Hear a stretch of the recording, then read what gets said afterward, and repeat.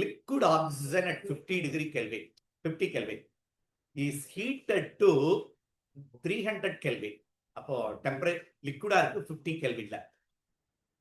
At constant pressure, pressure is constant.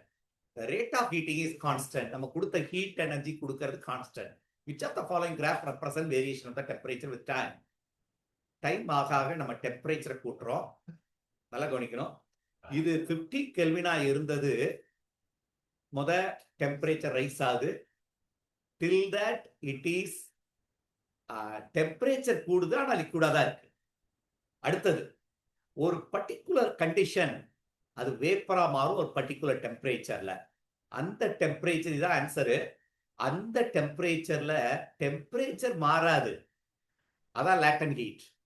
ஆனா அந்த liquid எல்லாம் வேப்பரா மாறிக்கிட்டே இருக்கும். அப்போ நம்ம இது ஒரு 100 வச்சுக்கேன். 100 கெல்வின்ல என்ன நடந்திருக்கும்? 100 கெல்வின்ல இருக்கிற லிக்விட் ஆக்சிஜன் எல்லாமே வேப்பரா மாறும் at 100 கெல்வின். அப்ப that will be the latent heat. அதுக்கு பிறகு எல்லா ஆக்சிஜனும் வேப்பரா மாறின பிறகு the temperature of the vapor will increase. So this will be the graph. This is called latent heat of என்ன சொல்லலாம், வாட்டர்ல இருந்து வேப்பரா மாறுது. latent heat of vaporization. இந்த அந்த கிராஃப் இது ஆன்சர்.